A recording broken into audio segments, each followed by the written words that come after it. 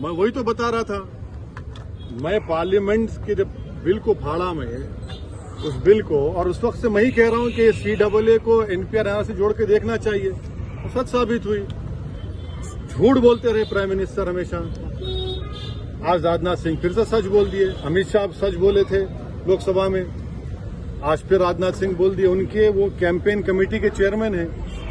तो CAA NPR NRC का मतलब ये है कि भारत में ही गरीबों को, दलितों को और खास तौर से अल्पसंख्यक समाज मुसलमानों को स्टेटलेस बनाना, ये इनका मकसद है। मैं तो शुरू से वही बोल रहा था।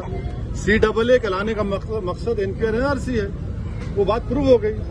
और हम हैदराबाद के इस पार्लियामेंट इलेक्शन में तेलंगाना में जनता जो है इनके इस नापाक अजाइम के खिलाफ वोट देकर हराएगी।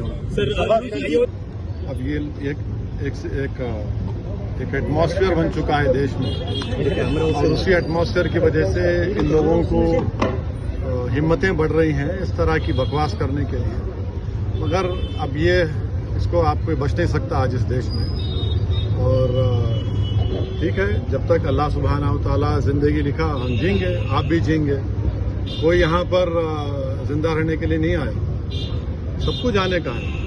अगर ये लोग जो ओपनली जो इस तरह की धमकियां दे रहे हैं, हम तो सिर्फ इलेक्शन कमीशन से उम्मीद करते कि उसका अब्दुल मजीद साहब, आपका ADM कार्ड या मस्जिद में मौजूद है, आके ले लीजिए। उसका मॉनिटर करें और देखें।